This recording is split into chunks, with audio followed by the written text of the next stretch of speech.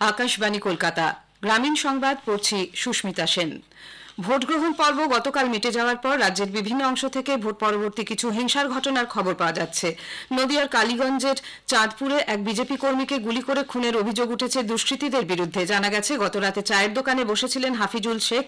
সে সময় মোটর বাইকে কয়েকজন দুষ্কৃতী এসে কয়েক রাউন্ড গুলি করে পালিয়ে যায়। তার মাথায় গুলি লাগে। হাসপাতালে নিয়ে যাওয়া হলে চিকিৎসকরা তাকে মৃত ঘোষণা করেন।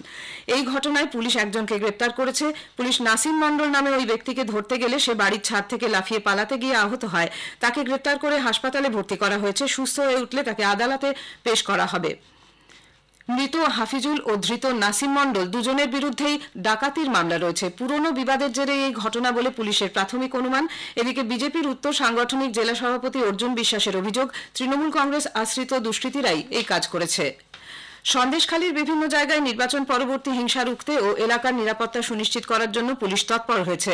১ নম্বর ব্লকে সরবেরিয়া, বয়ারমারি ১ ও ২ এবং বয়ারমারি ১ ও ২ থেকে বয়ারমারি, আগারহাটি, রাজবাড়ী, কানমারি সহ বিভিন্ন এলাকায় জারি করা হয়েছে ১৪৪ ধারা। ন্যাজাট থানার একাধিক উচ্চপদস্থ পুলিশ আধিকারিক সেখানে বৈঠক করছেন। রাজবাড়ী আউটপোস্ট থেকে বিভিন্ন জায়গায় পুলিশ গেছে। হিংসার ঘটনায় বেশ কয়েকজনকে গ্রেপ্তার করা হয়েছে। এদিকে ভাটপাড়ার ৯ নম্বর ওয়ার্ডের বাসিন্দা এবং ব্যারাকপুর বিজেপি প্রার্থী অর্জুন সিং এর নির্বাচনী এজেন্ট প্রিয়াঙ্গু পাণ্ডের বাড়ির পাশে গতরাতে বোমাবাজির খবর পাওয়া গেছে। প্রিয়াঙ্গু পাণ্ডের অভিযোগ, ভোট গণনার আগে ভাটপাড়া অঞ্চলে সন্ত্রাসের উদ্দেশ্যে এই ঘটনা।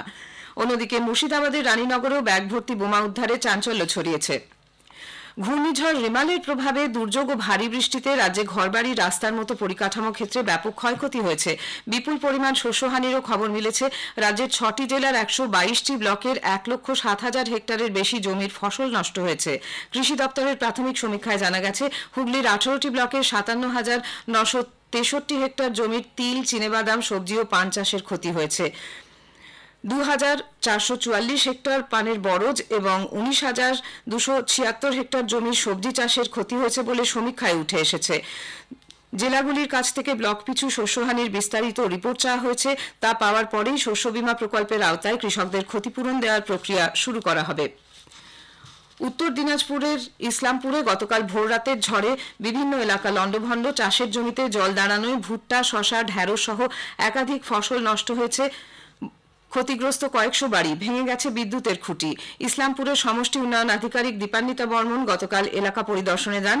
তিনি বলেন, সবথেকে বেশি ক্ষতিগ্রস্ত হয়েছে মাটিকুন্ডা ২ নম্বর, পণ্ডিতপোতা ১ ও পণ্ডিতপোতা ২ নম্বর গ্রাম পঞ্চায়েত এলাকা। তীব্র গরমে অতিষ্ঠ বাঁকুড়া জেলার মানুষ। গত দুদিন দু এক পশলা বৃষ্টি হলেও রোদের দাপটে সকাল থেকেই গৃহবন্দী মানুষজন। এর প্রত্যক্ষ প্রভাব পড়েছে বাজারগুলিতে। সবচেয়ে বেশি সমস্যায় পড়েছেন সবজি বিক্রেতারা। সবজির পসরা সাজিয়ে বসে থাকলেও সেভাবে ক্রেতার দেখা মিলছে না বলে ব্যবসায়ীদের দাবি। সবজি পচতে শুরু করেছে। ব্যবসায়ীদের পাশাপাশি সমস্যায় পড়েছেন কৃষকরাও। তাদের দাবি, চাষের খরচ বাড়লেও সেভাবে সবজির দাম না মেলায় লাভ হচ্ছে না তাদের। অনাবৃষ্টিতে চাষের ক্ষতি হচ্ছে বলেও জানিয়েছেন কৃষকরা।